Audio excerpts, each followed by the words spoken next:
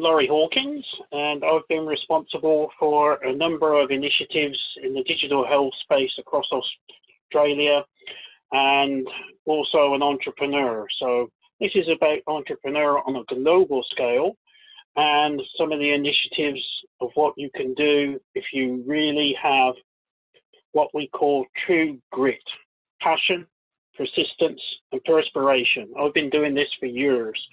So if you want to start out on something, you've really got to have a passion and the perspiration to do it. Otherwise, don't start. Okay. First part is we're dividing this into two parts. So the first part will be a presentation, and then I will go into the actual demonstration of what I've done and some of it on a global basis. In addition to that, I'm an e-resident of Estonia. Now, this is part of my journey I've been doing for the last 5 years. So with LinkedIn, using the basic package, I've spent hundreds of hours cultivating relationships, networking. A number of people I've been very fortunate to come across, and one of them is a good friend, Brian O'Connor. Now, in 2017, while I was on holiday in Singapore, I had an email asking if I would like to go to Beijing. And I discussed with my wife to do a presentation about what I've been doing on behalf of the Estonia government. So I said yes, and was told to go to Beijing, stay at this hotel, and I would meet this gentleman from Estonia, which I did.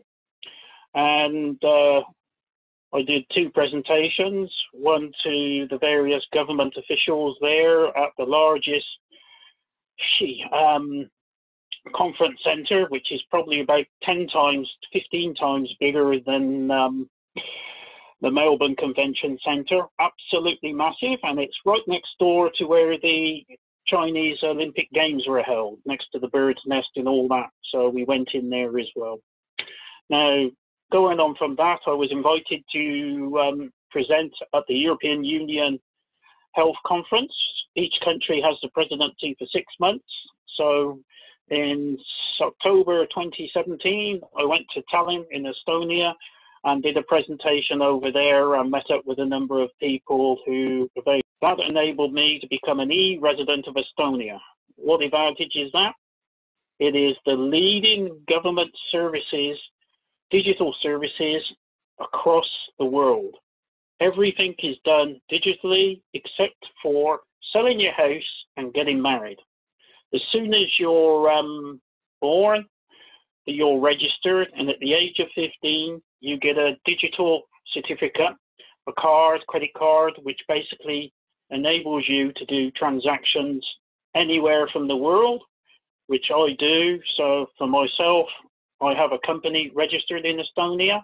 It's under Estonia law. I have an international bank account that enables me, and I can also trade from Australia across all the European Union countries, all because I'm an e-resident. From that part, I'm just now going to go through, and I'll show you a little bit about Estonia when we get onto the web presentation. But this is what I'm about, and this is what I've done very, very quickly. A presentation I did in Boston in connection with the European Connected Health Alliance, which you can see down here. And I also have a global strategic partnership with a number of companies, including this company, which you can see in front of you, which is called Orca. So what I've done is built up a number of relationships with companies which are unique in what they do across the planet, not just in Australia. Australia is an interesting option. So what we'll do is now go on to the next point. What I've been managing to do is unify data across different governments, actually unheard of, especially in health, where we have thousands and tens of thousands of silos. And it's all about data. Everything is about data.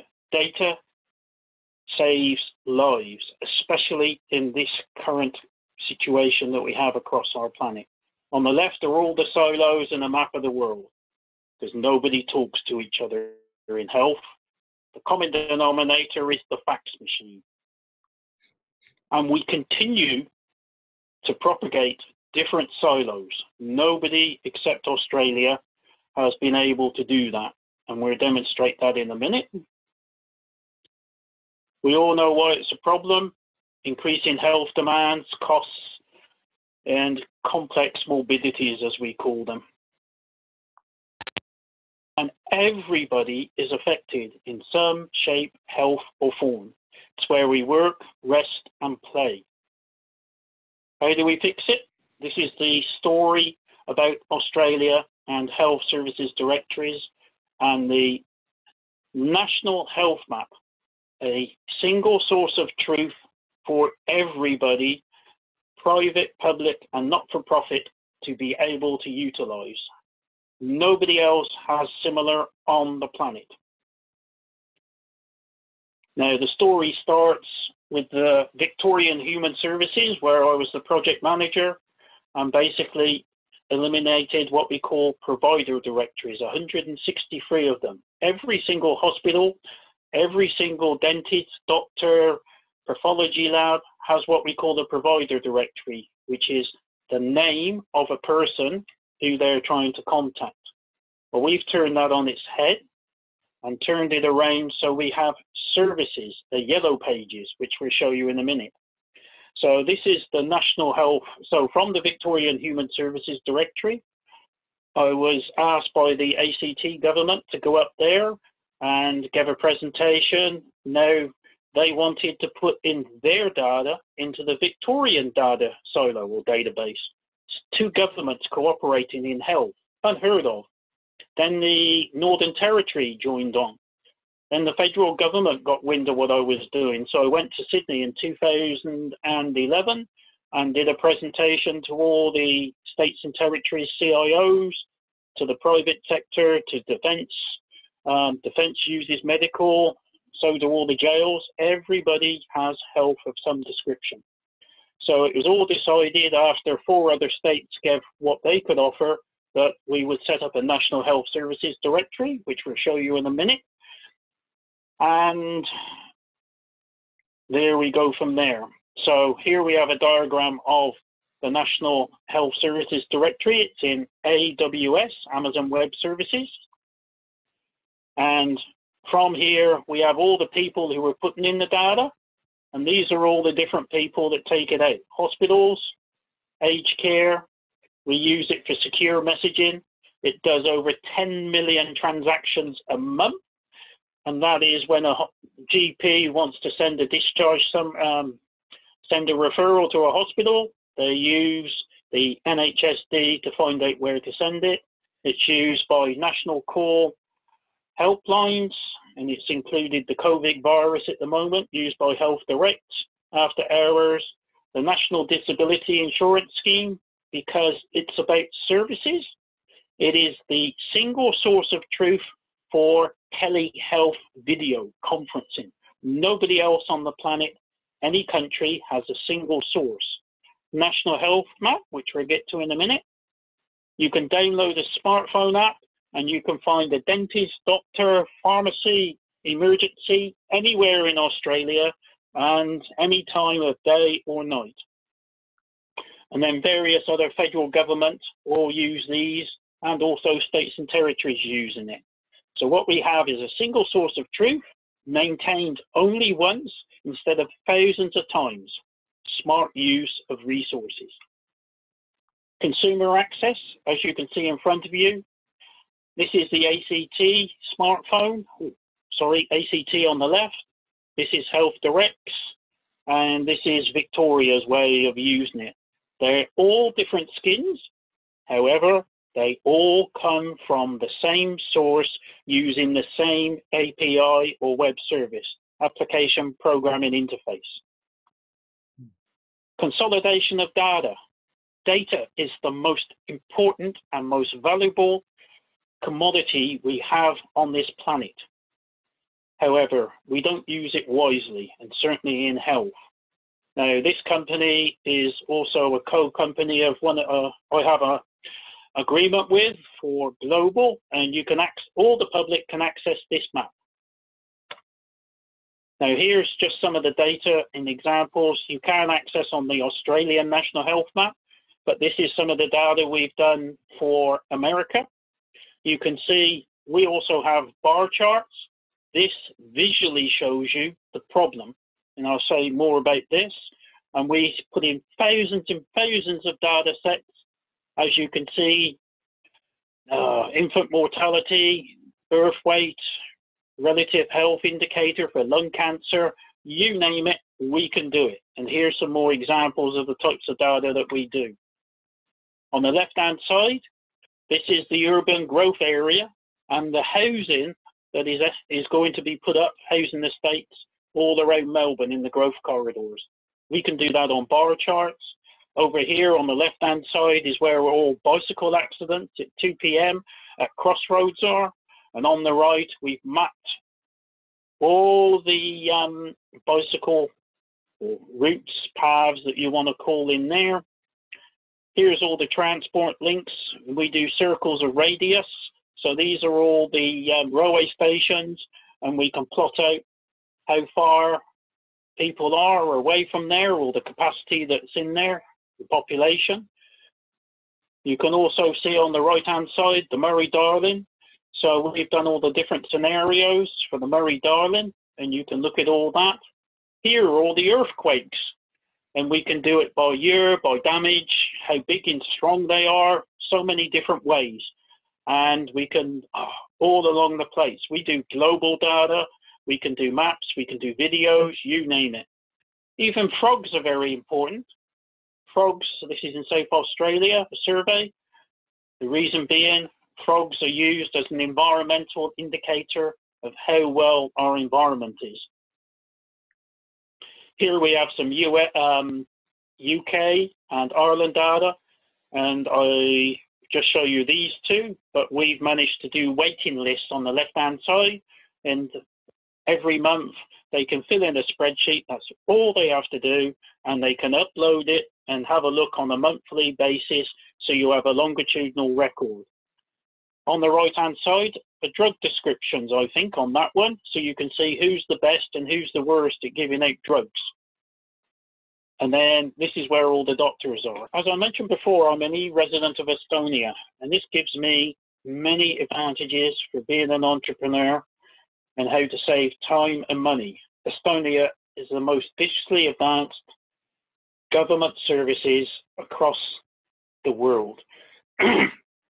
We actually have a showroom to demonstrate to governments, and they have ambassadors going to various countries. They operate in the background what's called the X-Road, which has never, ever failed. In addition to that, they've been using blockchain since 2011. Everybody is still talking about it. So here you have the website, estonia.com, and this just shows you they even vote online and the number of e-residents. So now I'm one of 66,000. And you can see just some of the, and this is the X-Road. So they did 100, and every time you do a government transaction, it's recorded, and there are very heavy penalties for misusing the information. Oh, government will only ask for your data once. So when you go and get your driving license, you don't put in your date of birth. That automatically comes from the births, deaths, and marriages. Now, isn't that smart? Instead of having to fill in the date of birth for every single government organization and every hospital that you go to. E-health, everything, all hospitals, everything is all on blockchain and X-Roads. Everyone goes to this country. Okay, as I mentioned, I've been responsible here in Australia for getting 8 state governments plus the federal government to adopt the concept and rollout of a single national database for health and social care. So that's everything from aged care, primary health, social services, everything. Now, there are numerous ways that you can access it. And here is an example. It's run by Health Direct, which is funded by all states and territory governments.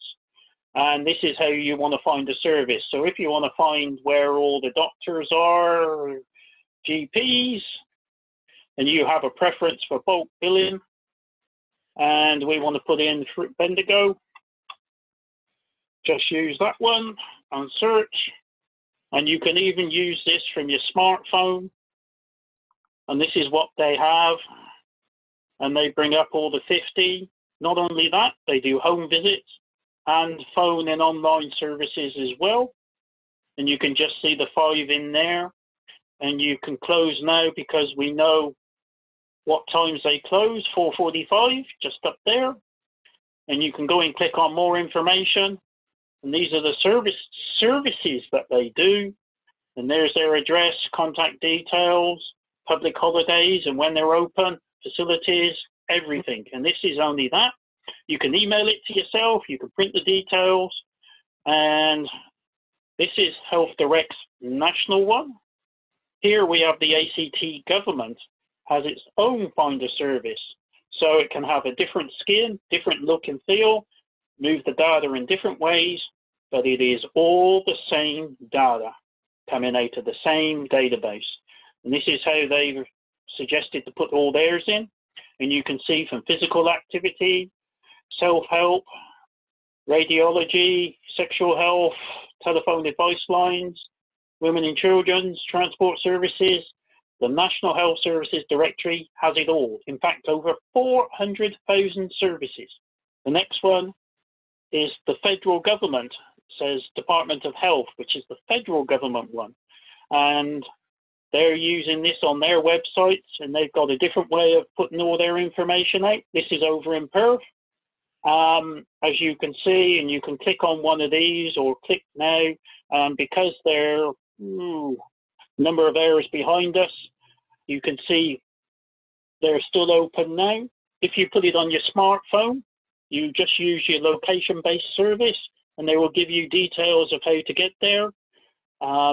Absolutely amazing. Oops. Now, the next one is the National Healthmap. Now, very quickly, I'll just go through some of the functionality that is available. Everybody can log in. So, we do map markers, chloroform maps, the traditional way everybody on the planet shows data. But that is very dubious, and I'll show that in a minute. We're the only product service company that actually does geobars to show you data. And I'll show you the confidence indicators. How good's your data? Gee whiz, you got to make sure it's good. Relative error indicates. All these are statistical methodologies that have been adopted and turned into by the federal government to be trusted. Planning circles, chord maps, and you don't want to know this one, but it's used to how close you are, proximity of influence we call it, and what is the population profiles you have to emergency services, to hospitals, to pharmacies, especially for regional and remote areas. Structured data, all this comes from the NHSD, but we have a lot more to show you. So very quickly, an introduction to the 101. This is a storyboard that's been created. So this is where all the general practices, all the GP locations across Australia, nobody else does this, no other country does it. And if you want to zoom in, this is how quick it is, and you can see all the different ones that are showing there. Oops, I can't see it very well. And if you want to click on any one, you can see all the information that we saw from the finder service, addresses, contact details, websites, their own websites, opening hours, facilities, and all the other services. They do acupuncture. So it's all about services. Now, from the National Health Services Directory, boundaries. Every government organisation and many others all have different regions on how they map and govern. So this is the example for aged care. This is home and community planning, Indigenous regions, local hospital networks. Now this one was done by one of our team members, created, modified Monash, which is extremely complicated in working out based on a wide range of criteria. And I won't go around the rest of them, but it gives you an idea that you need to manage data, which I'll show you in a moment, by these different administrative areas. Now here you can see that we have diabetes across Victoria, and this shows what we call chloroform or heat maps, coloured maps. Now the big challenge is they mask data, which I will show you later on. If you have bar charts, this shows you all the ABS census data. We have the last 3 census data available in here, not all the data, but we have a large proportion because the federal government uses this for policy making, and we use evidence-based decision making. So here we have Indigenous persons across the world, Australia, sorry. So this is where they all are based on the traditional map, but just here is a little red dot, and just here is a little red dot, which you can't see in the scheme of things. However, stick it in a bar chart, there you go. You can actually see, and you can run your numbers over it to tell you what the population is on all these different ones, which you would have never have seen subject to doing all that. And this is data on the fly. Now, what we will then do, this is data for hospitalisations for selected causes for New South Wales. This is just to show you the differences. So we can do any number of different years, time periods that you wanted to do comparisons. So what we're going to do is see chronic obstructive pulmonary disease, COPD, and this is for spatially adjusted numbers. So, and we've got this in the heat map, but let's turn this data, and you can see very quickly, and let's just turn on an outline of the region. So this is all the LGA areas, and the bigger population areas will always come out on top. However, if we change it and average it out to per 100,000 of population, suddenly, oh no, regional areas come out worse. Now, just for information, Brisbane has the postcode, one of the postcodes up there has the heaviest, so it always comes out as the top. Now, this is data for the UK. This is what we've done and mapped. All this data is freely available. The NHS in England publishes every month about 400 data sets. So in 2016, we went and did all this. Now, here we have some UK data, which is released by the NHS, as I previously mentioned. What we're going to look at is dementia. And this will take a few seconds to load for the simple fact that we have such a large, we have 7,564 data points. So that's a lot of data. Now that's all in bar charts, face to face, using the primary. But if we use the supporting value and change it and load it there, you will see a little bit of a change, but it won't be much. There you go. So the same data, but using different ways of manipulating it. Very, very important. So you can see that Summerhill Surgery, because they have 7,500 GP locations. This is one of the worst, and you can see 632. Now what we can do, but we can't do it in this one, is if we get the census data and find out where all the, perhaps all the people over 65 are, we can then start to do a lot of correlation. And then we can actually start to see where all the aged care facilities are. What we can do, and this is how easy it is we can actually pick and choose what data sets. So you create your own map.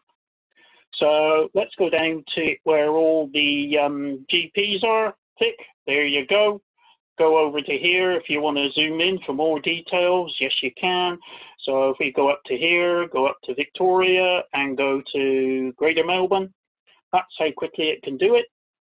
And you can still see in there, and we can zoom in again, right till we get to street level. general practices. Who do we want to see is open on a Sunday? There you go. Only these are open on a Sunday. Opening hours, regions. If we want to see the same for pharmacies, there you go. Pharmacies, hospitals. Now they're always open. We've got all this mapped. Now, a bonus is this has individual customization that you do, and all that is customizable. You can do it all yourself. These are all the different categories, as I mentioned before, from allied health, cancer, community care, dental, drugs and alcohol, mental health, specialists, you name it, we have it in there by category. These are all the different categories. And as I mentioned before, telehealth, which is just coming because of this current health crisis. If you want to find, telehealth is not just about doctors or psychologists or psychiatrists. It is also, all these will offer, because the NHSD has secure messaging, you're able to send an email or the equivalent, a piece of health information. The National Health Services Directory has no personal information, none.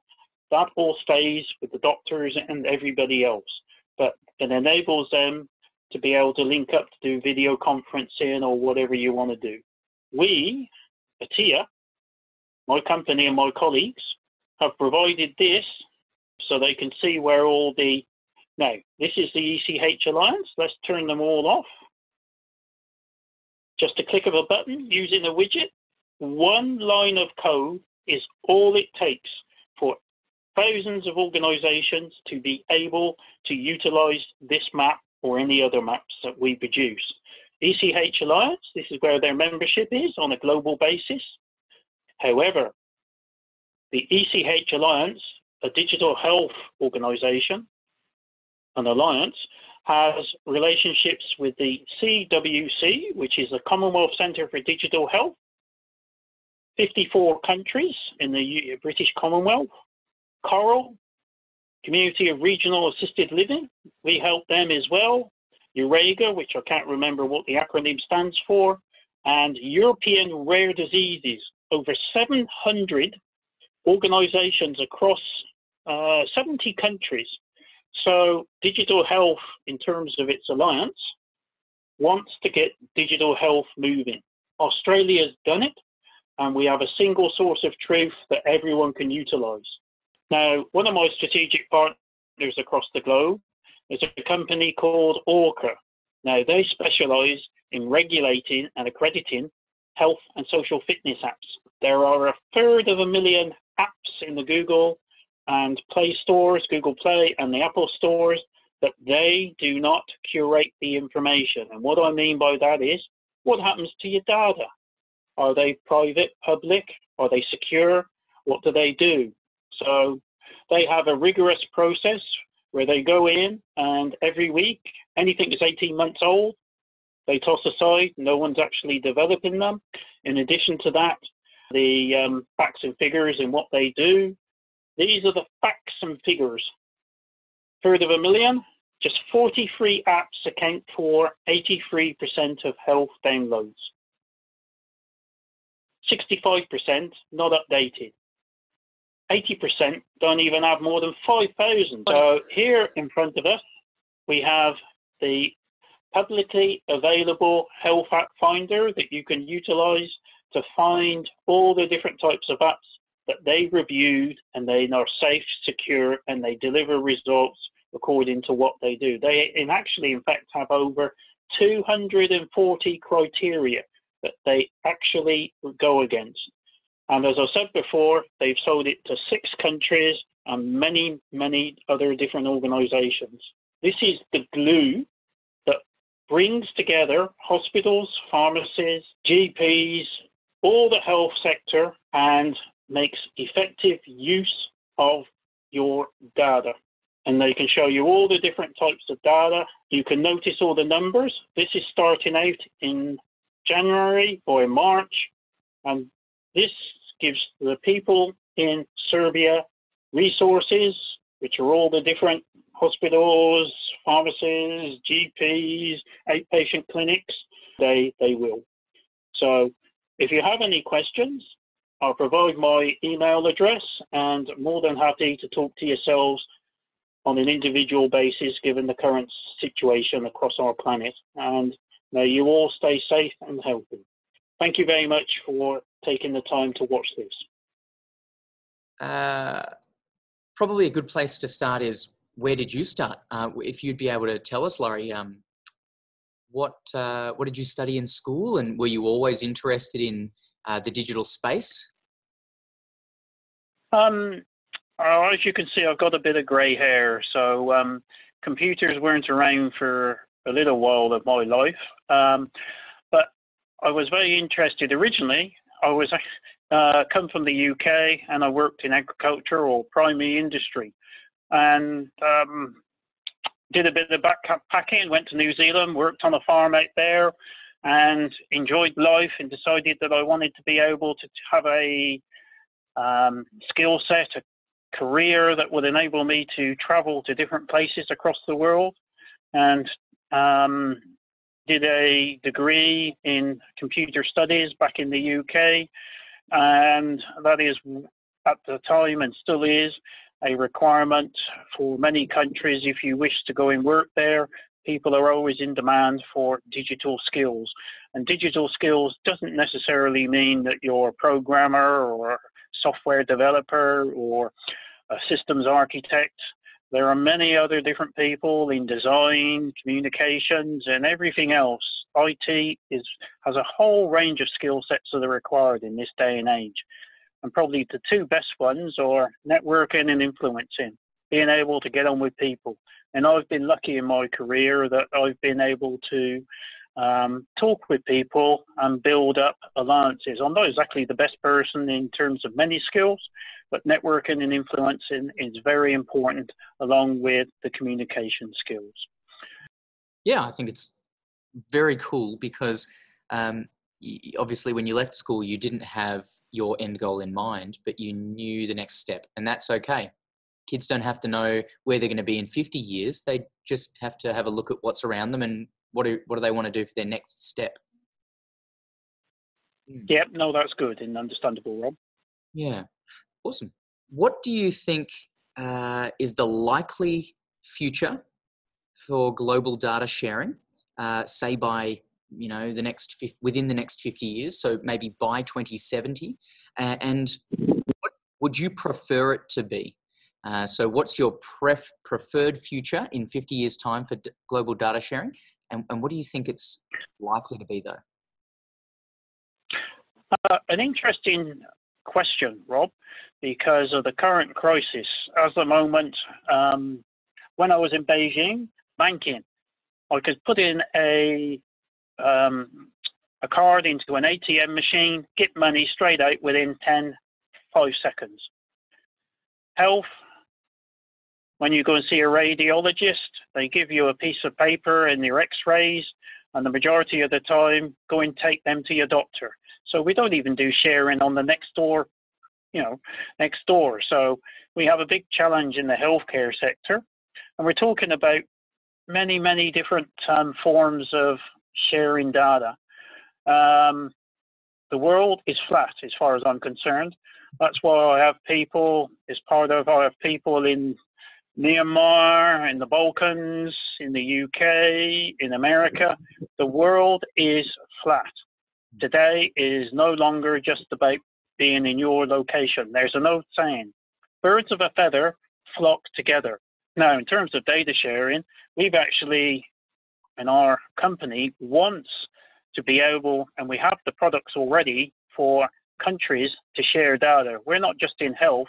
We can do any industry sector of data and enable it to be shared, but it stays in your data center. It's your data center, your data. We just look after it. This, in 50 years' time, will be beyond any of our imagination, and everything will be global. Working from home is accelerating how we do that.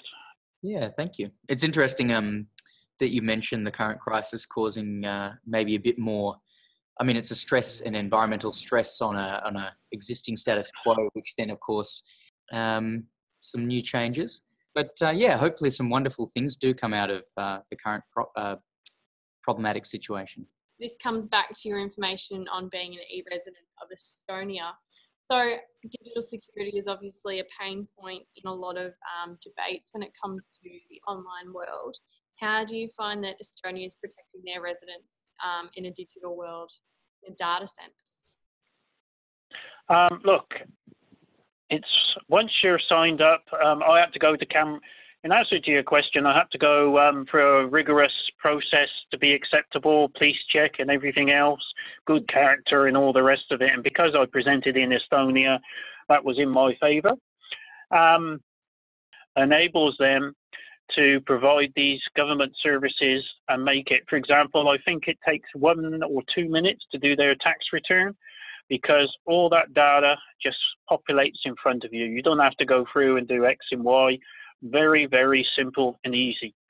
And if they can do it, 1.5 million people, why can't we do it? But unfortunately, most countries have a legacy, and they've started out. Estonia, when it first became a country, I think in 1991, after being free from the old Russian Federation, had no industry, it had nothing. So they decided to go down the technology route and market technologies.